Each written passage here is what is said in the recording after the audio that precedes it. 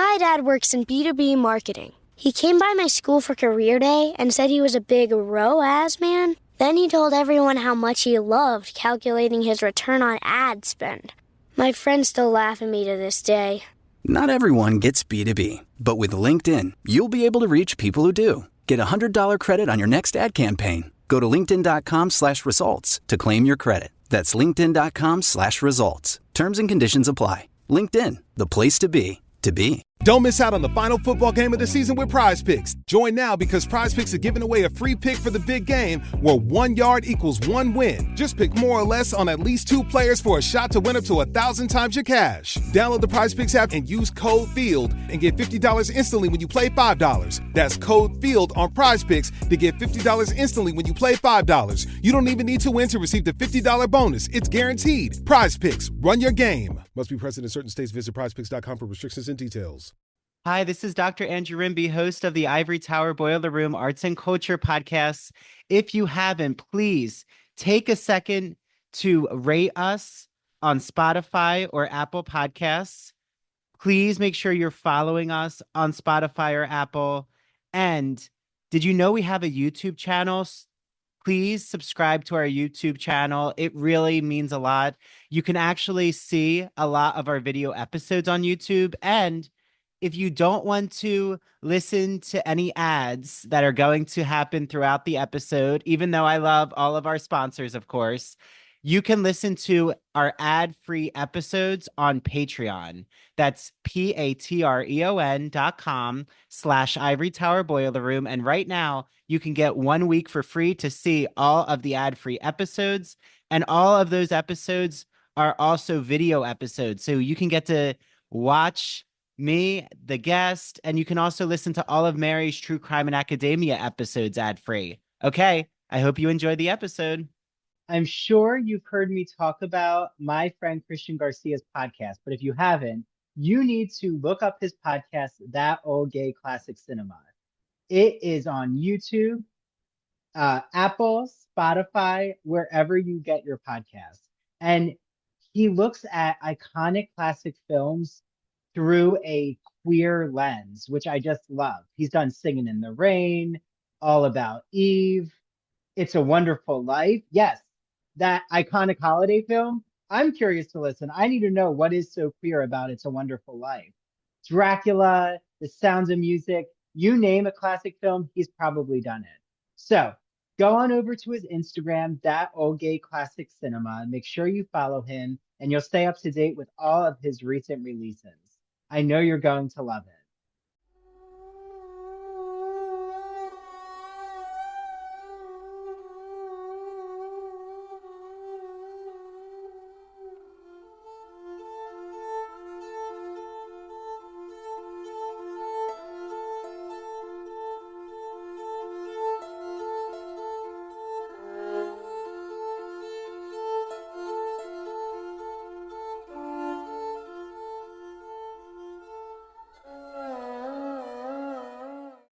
Hey, true crime friends. Welcome back to another episode of True Crime in Academia.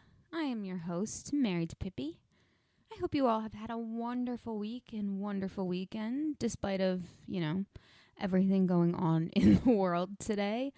It's so hard to try and not focus on it, but it's just like it's constantly there. So, hopefully on this Groundhog Day, even though we are expecting 6 more weeks of winter, shocker, that we can relax. I really try to make Sundays personally for me, not to get all preachy or whatever, but, I try to make that day like a day to rest, kind of like how pretty much every religion has been trying to tell us, like, take one day to just don't do shit, basically. And usually it's a weekend, so go figure. But, like I said, just really trying to relax and, not focus on the fact that the world is falling apart. I know I kind of glossed over it real quick, but, like I said, today is Groundhog Day. And according to the news this morning, the groundhog, whose name I can't pronounce, from Philadelphia or Pennsylvania, said, or I think he saw a shadow, so there's 6 more weeks of winter. So, I feel like regardless of whether he sees his shadow or not, there's still going to be a good 6 weeks of winter before, the spring solstice starts. So, but, something fun. A nice light bright spot, if you will.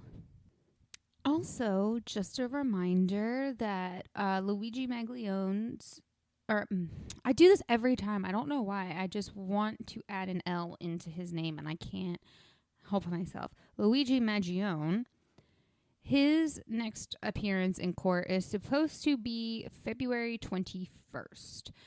He did have a trial date scheduled for January 18th, but it seems that I'm not a lawyer or I didn't study law, so I don't know 100% of what the full proceedings are, but from what I've read, it seems that the lawyers needed more time to sit with the documentation and the evidence, and they were granted an extension from the 18th to February 17th. So, it was a little, it was a little confusing trying to figure out the exact date, but I did read from a few reputable sources that said that he will physically be in court on February 21st. So yeah, just keep an eye out for that. I'm curious to see what's happening and if the mainstream media is really gonna even cover it. But we shall see. All right, let's take a quick break, and then when we come back, we are going to get into Death in the Dorms Season 2, Episode 3.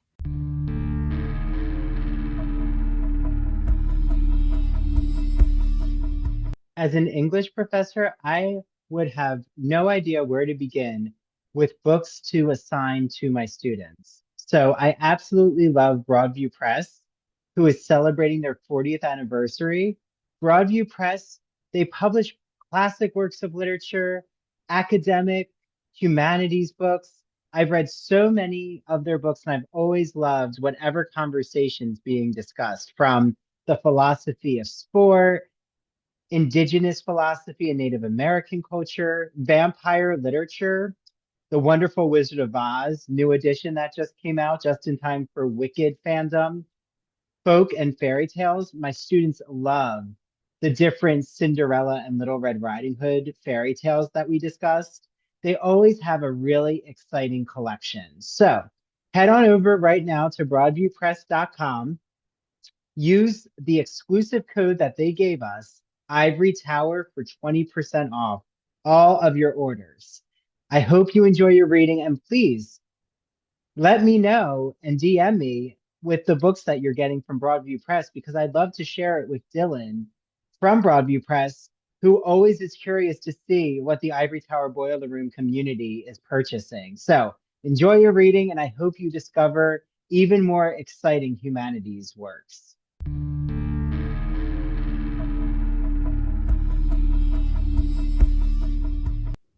Marlin Barnes was born on April 6, 1974, to young parents. His mother, Charlie Postal, only being 16 when she had him. Now, Marlin's mom, Charlie, is quite incredible, in my opinion, from just watching the episode of Death in the Dorms, which, as always, I highly recommend you watch after listening to this episode.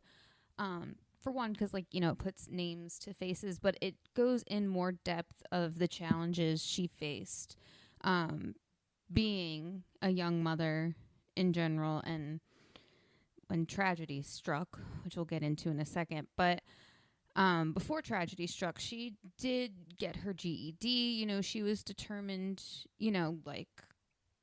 their father, it seemed, McKee Barnes, that they were determined to provide a good life for their children. Because at some point after she finishes her GED, she has a second child, Marlin's younger brother, Gary. As I said, tragedy had struck this young family. And sadly, when Marlin was 2, his father was murdered in a fight with a friend. his friend pulled out a gun and shot McKee Barnes 4 times in the chest. Already having been a young family and a low-income family, Charlie sadly found herself to being a single mom and was sometimes working as much as 2 full-time jobs. 2 full-time, not like 2 part-time, or even 3 part-time. 2 full-time jobs. And even though they lived in the projects or project government housing of Liberty City, Florida, she really made sure that her kids and their friends felt safe and stayed out of trouble and stayed away from the local gangs in the area. And they even interviewed a few friends, obviously, of Marlin's, and some of them being from childhood in, I believe it was called the Scott's Projects. But they said that, Charlie really made sure that all the kids were fed. She would always encourage for them to come over and to, like I said, just stay out of trouble. Give them somewhere to go where they can just be kids and not have to worry about, the danger that lurked around the corner. A lot of people said that Marlin was just like his mother, had a really good heart and really just wanted to help people. Now, at a young age, he grew for a love of football. And at around 11 or 12, he pretty much knew that he wanted to go to the University of Miami and he wanted to play football there.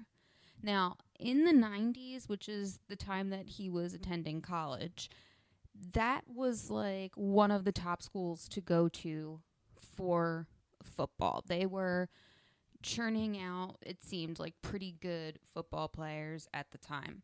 Some going directly to the Miami Dolphins. But when it was time for Marlin to apply, he took his SATs about like 7 or 8 times and just could not get the scores that he needed to get in academically.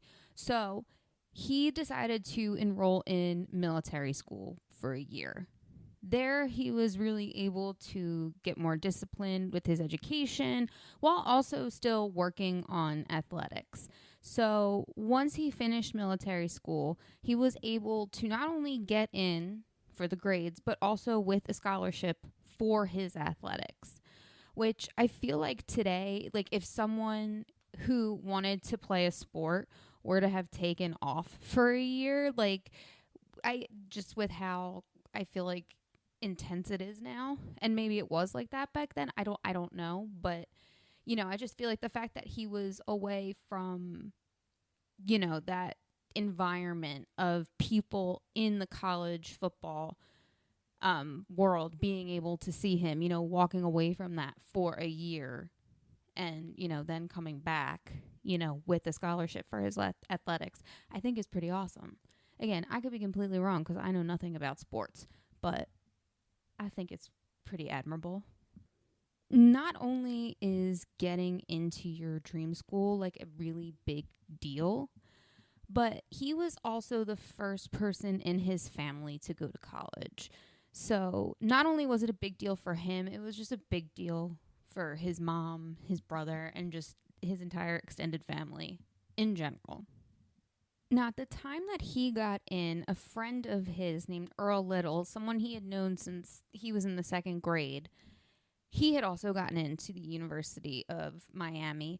And so the two were able to go together and live together. And they started their freshman year in September of 1994. Academically, Marlin was pursuing a degree in liberal arts and sciences. Athletically, he was making a name for himself as a linebacker. And it seemed that the road to playing professional football was something that was possible for him, or at least could have been possible for him. And just a little fact for you sports fans out there, Ray Lewis was actually a close friend of Marlin's, and the two had lived together along with Earl Little and another friend who I guess maybe didn't want to be mentioned because they never mentioned this person's name. On April 13th, 1996, Earl Little comes home to his apartment that he shares with Marlin, and he can't get in because something's blocking the door. Like, he can unlock the door and he can start to open the door, but, it's not moving past a certain point. So, he figures out another way to get in. Sadly, when he gets in and goes to figure out what is blocking the door, he realizes that it's Marlin's dead body. He immediately calls police, and they respond rather quickly.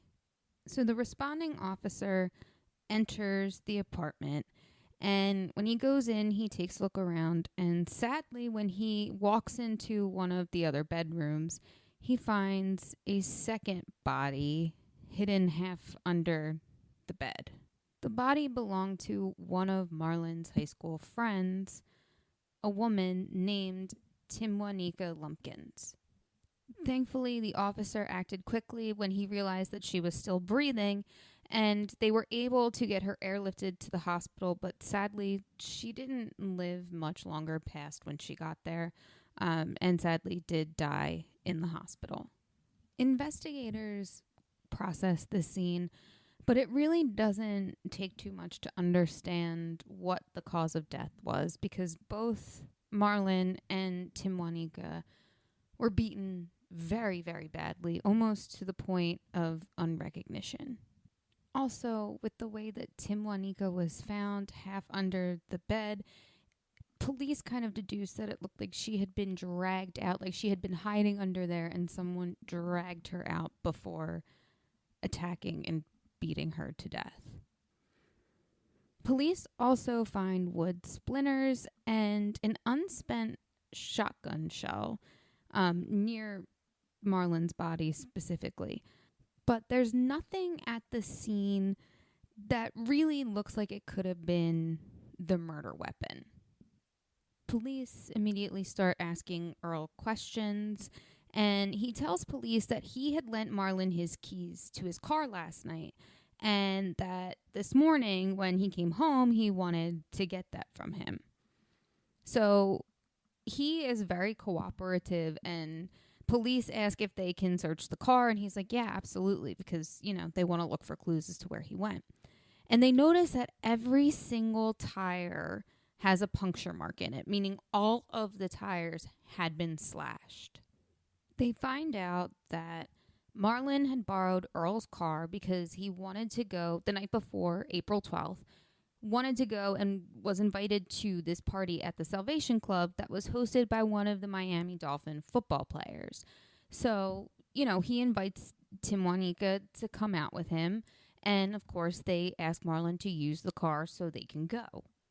Police then find out that they linked up with another friend at the Salvation Club, and all three of them left together. But when they get outside, they realize that the tires of Earl's car are slashed. Now, the friend that they met up with leaves, finds another ride, and Marlin and Timwankia wait for a tow truck. The tow truck gets there at some point late in the morning because they're not dropped off until like 5:30, 6:30 in the morning back at Marlin's apartment. Now, from what I gathered from the episode, and I'm not sure like this, because this part kind of does bug me, whether police were full on just focused on trying to figure out what happened or not. Charlie, Marlin's mom, was never actually notified by police.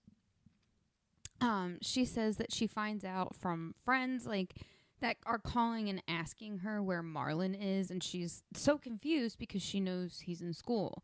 And again, remember guys, this is the 90s, so we had the Zach Morris cell phones, but no one was really carrying those around, but also you had to be in a certain tax bracket in order to really afford that on the regular, so it wasn't the thing Saved by the Bell maybe makes it out to be.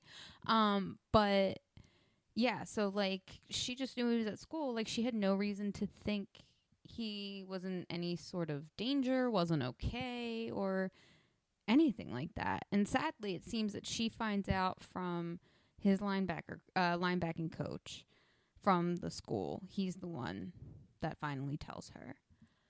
I'm not sure who was told from Timwankia's family. Sadly, she was a single mother. In high school, she had gotten pregnant, and Charlie says in the documentary she thought at one point that Marlin was the father. But no, they the two had just only ever been friends, and he was just trying to help her through the situation. Now, up until recently, Timwankia had been dating her daughter's father, a man named LeBrant Dennis. And the two were actually living together up until a week before their horrific murders.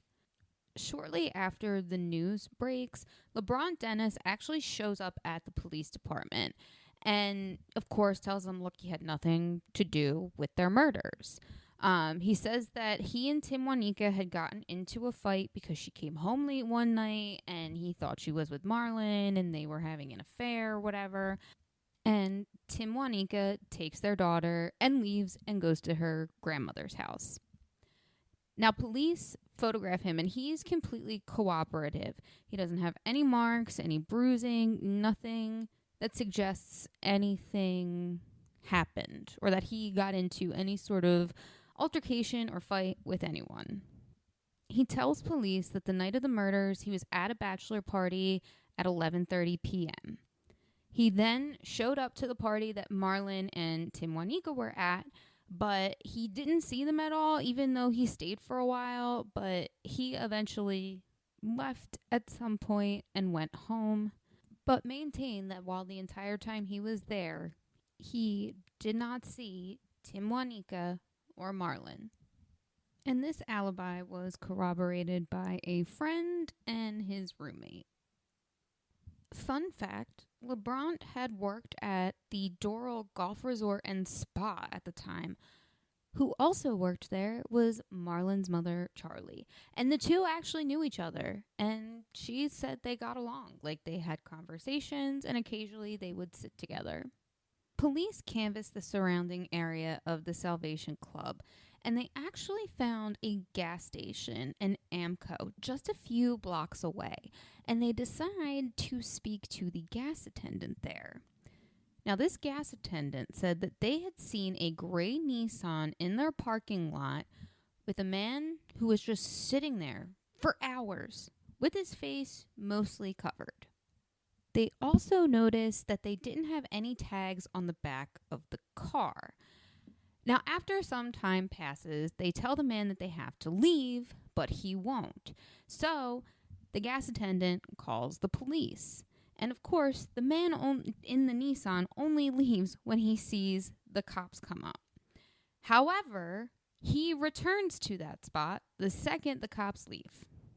After some time, the gas attendant sees the man get out of the car and go towards a Ford Explorer, which I know I didn't mention before, but that is the type of car that Earl drives, aka the type of car that Marlin had gone out in with Timwankia to go to Club Salvation. They also noticed that the man in the Nissan did not leave until they saw Marlin and Timwankia leave in the tow truck. Police then talked to the tow truck driver, who says that he remembers picking up Marlin and Timwankia and dropping them off at a college apartment, aka Marlin's apartment, between 5:30 and 6:30 a.m.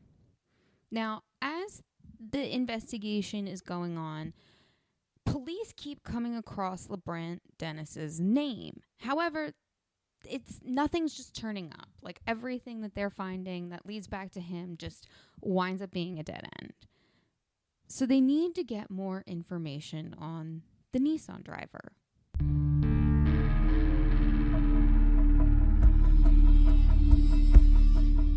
Have you heard me gush and obsess over one of my favorite magazines? It's called The Gay and Lesbian Review, a bi-monthly magazine of history, culture, and politics. Yes, focusing on all things LGBTQ arts and culture. So from reviews like the new Daniel Craig film called Queer, to musicals, theater, TV shows. The new January-February issue just was mailed to my house. Yes, I still get a physical copy of the magazine. There is a discussion about sodomy at the court of Louis XIV, how Mark Twain was bottom shamed. Yeah, I know. A scandalous title. I'm really curious what that means. And just so many conversations that will have you doing a Google search to find either the book that's being reviewed, the TV show that's being talked about, the film that's being discussed. I love the Gay and Lesbian Review. And they gave us an exclusive code. So all you ITBR listeners, make sure that you write down the code ITBR50. Go to glreview.org and you can get either the digital or print subscription for 50% off. Yes, 50% off. Use that code ITBR50. I hope you enjoy your reading.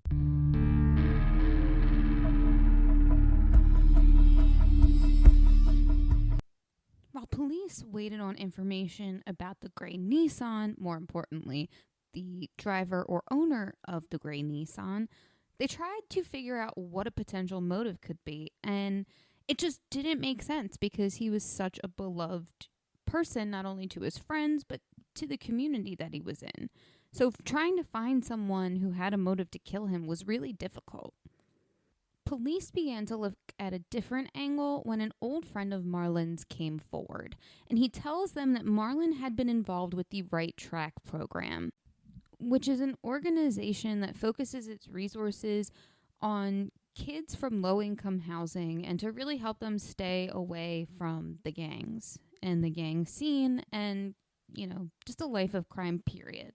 Now, during his time in college, Marlin and his friend Earl had come back home, basically, and worked with the Right Track program and took on some of the kids and took them under their wing as, they were interested in football and, wanted to help them pursue career activity focus, on football. Now, of course, programs like this pissed off the local gangs. They weren't exactly thrilled with the idea of, keeping kids off the streets and, thus losing out on prospective members, So police looked into this angle, and when they did, they realized that some of the local gangs in that area had these initiation rituals for new members that, they would need to, quote, beat someone into a closed casket funeral, end quote. I'm not going to go into details as to, what that could potentially mean. I'm sure you can all use your own imagination there. But also, given the fact that Marlin and Timwankia were beaten so badly, this just added more evidence to this being a gang-related murder. Marlin was laid to rest on April 20th, 1996. His teammates, including Ray Lewis, who had been drafted that day, I know he's committed crimes. We're not going to talk about that because this episode's not about him. But just know that that was the day that he was drafted. He signed his contract that morning and was in attendance for Marlin's funeral at 1 o'clock that day.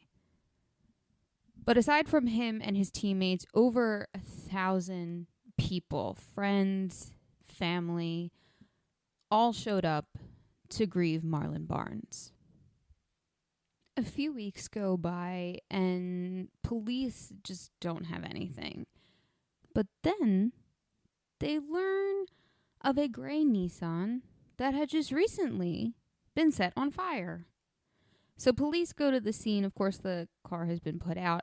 They photograph the car, and thankfully it's not in horrific conditions. Like, you can still tell the body of it. It just seems like the internals are maybe what is charred to bits. But they take a photograph of that car and they take it to the gas attendant at that Amco just a few blocks from the Salvation Club, and they're like, is this the car that you saw? And sure enough, they're like, yep, that's what it was. That's the car. So police take this information. They figure out that the car is registered to a woman named Watisha Wallace. And they're able to track her down and they bring her in for an interview. And as they're talking to her, they piece together and figure out that she is a girlfriend of LeBron Dennis. She then tells police that she burned her car on purpose. Now, I don't know if she let police know why she burned her car on purpose or not. I don't remember it ever saying in the episode, but she just admits that, yeah, I did that on purpose. It wasn't an accident. I had to burn my car because, you know, that's just a normal thing people do. Because they have limited information, police have been putting out, you know, messages in the media, letting people know of their tip line and to call in if they have any information. And they actually get a reliable tip on April 29th. And this person says that they know that LeBron Dennis is responsible for the murders of Marlin Barnes and Timwankia Lumpkins, and that they need to go and talk to a guy named Joseph Stewart, who, fun fact, also worked at the Doral Golf and Day Spa, whatever the hell it is. Sorry, that Marlin's mother works at. I'm just annoyed because, of course, here is someone else tied to her son's murder that she's just been working with, maybe making friends with, you know, this entire time. And they're just possibly responsible for the death of her son. You know, no big deal, right? Again, just another reason why I think, you know, Marlin's mother, Charlie, is just incredible in general, because I'm sure up until she knew of their involvement, she was absolutely nice to them and was probably super motherly to them as well, which just annoys me. But police bring in Joseph Stewart, and of course he denies having to do anything with the murders, but that he gave LeBron his mother's shotgun on April 7th, which is roughly a week before the murders. He also says that LeBron returned the shotgun, and he calls him and he says that he left it at his mother's house in the bushes. So Joe goes and retrieves the bag that had the shotgun in it. That's in the bushes where LeBron Dennis said he left it. And as he's moving the bag, he realizes that it's a bit heavier than he remembered packing it. So he looks inside and he finds black sweatpants, black sweatshirt, a black pair of boots, a knife, and his mother's shotgun that is now severely damaged. Like the handle, the trigger protector, all of that is damaged. And he tells LeBron on the phone that he wants nothing to do with whatever it is that he did.